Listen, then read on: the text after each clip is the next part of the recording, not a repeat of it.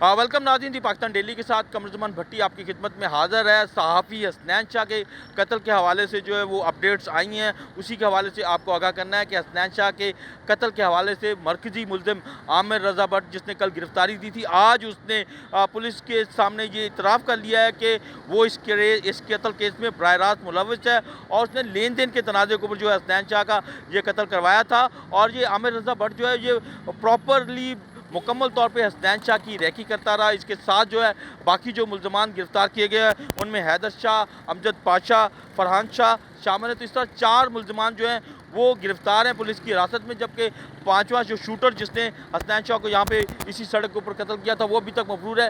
तहम police का ये कहना है कि इस मुल्ज़िम को भी जो है वो जल्द गिरफ़्तार कर लिया जाएगा। पुलिस का ये कहना है कि ये सारी कत्ल की वारदात जो है लेन देन के तनाज़े के ऊपर हुई है।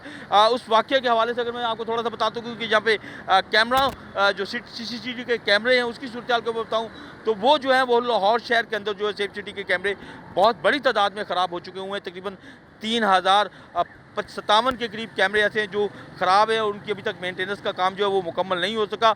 उस रात भी उस दिन जब ये वाक़या हुआ तो उसके अगले दिन जो है अगले रात को जो है यहाँ पे इस कैमरे को जो है वो ठीक किया गया।